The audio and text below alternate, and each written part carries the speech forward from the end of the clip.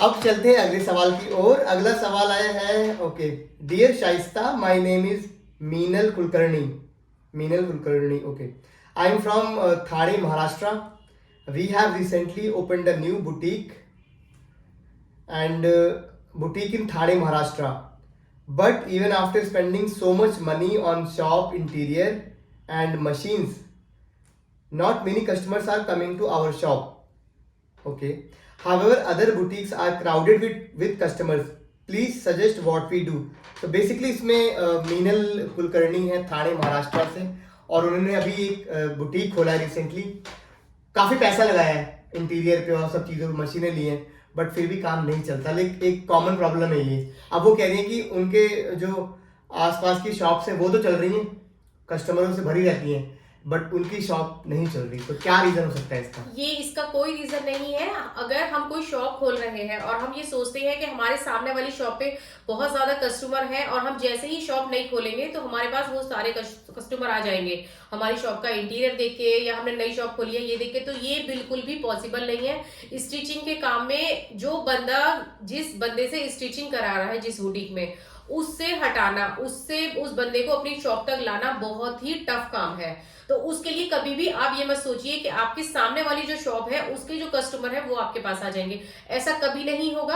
आपको उसके लिए ट्राई करना है अलग से। आपको उन कस्टमरों को देखना भी नहीं है, क्योंकि वो कस्टमर आपके नहीं हो सकते, क्योंकि वो कस्टमर जिस शॉप के हैं वो उसी के रहेंगे। ये सोचना भी गलत है कि उस शॉप पे ज्यादा कस्टमर है और मेरी शॉप पे नहीं आ रहे। तो उसके लिए आपको बेसिकली अपनी मार्केटिंग अलग करनी पड़ेगी। आपके जो कॉन्टेक्ट्स हैं, आपकी सोसाइटी में जो लोग रहते हैं उनसे कॉन्टेक्ट करिए। आपके जो नोन है उन्हें उन्हें अपना टेम्पलेट वगैरह दीजिए, या उन्हें कॉन्टेक्ट करिए, कॉलिंग करिए, या फिर कहीं से भी डाटा करिए। मार्केटिंग के बहुत सारे ऑप्शन है आज की डेट में, यूट्यूब है, इंस्टाग्राम है, वहां ऐड चलाइए, वहीं से आपके पास कस्टमर आएंगे, और जो आपके नेचुरल कस्टमर होंगे और वो कस्टमर आपके पास रेगुलर रहेंगे, और वो कस्टमर किसी सामने वाली शॉप के पास नहीं जाएंगे। आपके रेगुलर कस्टमर बनाने हैं तो वो आपको नए कस्टमर बनाने होंगे, और किसी की शॉप को तो बिल्कुल मत देखिए कि उसकी शॉप पे बहुत कस्टमर है।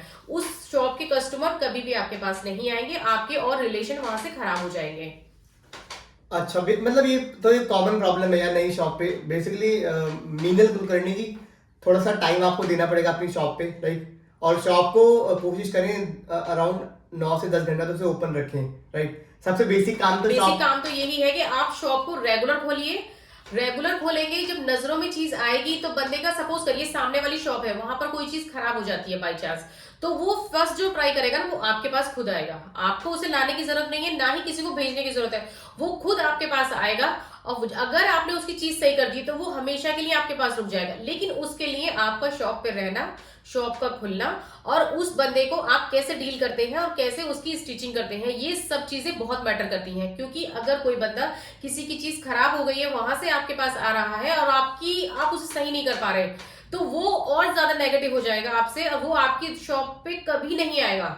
तो उस चीज को मैनेज करना, वो बंदा आपके लिए, ये सोचिए वो एक ऐसा बंदा है जो स्टिचिंग कराने आ रहा है और जिसका काम खराब हुआ है, उसे सही करके देना ये बहुत टफ काम है। उस चीज के लिए आपको अपने टेलर के साथ, मास्टर के साथ कोऑर्डिनेशन करके खुद खड़े होकर कराना होता है। क्योंकि अगर वो बंदे की जो खराब हुई हुई चीज है वो ठीक हो जाती है किसी तरीके से, तो वो हमेशा के लिए आपके साथ जुड़ जाएगा, और उसके साथ आपको कभी भी ये प्रॉब्लम नहीं आएगी कि आपका कस्टमर कहीं और चला गया।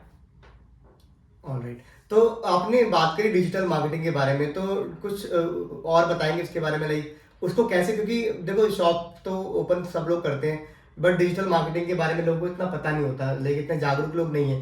तो कैसे उसको स्टार्ट करें, लाइक सबसे, जैसे फेसबुक, इंस्टाग्राम और ये सब हर कोई चलाता है, यूट्यूब, लाइक, तो एक तो पर्सनल यूज के लिए इन सब चीज़ों का यूज करना, दूसरा प्रोफेशनल किसी शॉप के लिए या बिजनेस के लिए, तो उन दोनों में क्या अंतर आता है, उसको कैसे बेसिकली मैनेज किया जाए, और कौन सा प्लेटफॉर्म, कोई ऐसा प्लेटफॉर्म जो मैं कहूँगी 4-5 चीजें लोग नहीं मैनेज कर सकते, तो हम मीनल को बेसिकली सजेस्ट करें कि आप ये प्लेटफॉर्म उठा लो, एटलीस्ट इस पे आप काम करो।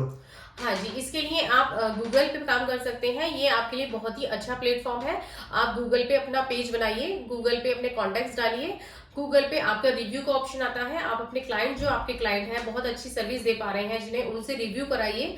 अगर आप रिव्यू कराइए, हो सकता है वो नेगेटिव भी दें, तो उससे आपको एक्चुअल में ये पता चल जाएगी कि आपकी सर्विस में कहाँ प्रॉब्लम आ रही है। नेगेटिव का मतलब ये नहीं है कि आपका चीजें खराब हो गई, उससे आप अपनी चीज को एक नेगेटिव से आप 100 क्लाइंट जो नेगेटिव होंगे ना उन्हें आप ठीक कर सकते हो। हाँ किसी बेसिकली के वो एक नेगेटिव होने हाँ से। वो एज अ फीडबैक उसको देखो कि आप हाँ। अगर कोई नेगेटिव दे रहा है, भाई कोई इतना फ्री नहीं है कि आपको जबरदस्ती आके आपको नेगेटिव रिव्यू दे देगा, हाँ, राइट? बिल्कुल बिल्कुल तो बिल्कुल। उससे कुछ सीखने की कोशिश करें। उससे सीखने की कोशिश करें। साथ ही आप इंस्टाग्राम आज की डेट में बहुत सारी ऐसी लेडीज हैं जो हाउसवाइफ है और वो घर पे स्क्रॉल करके बस इंस्टाग्राम ही देखती रहती है, तो आप वहां ऐड चलाइए अपना।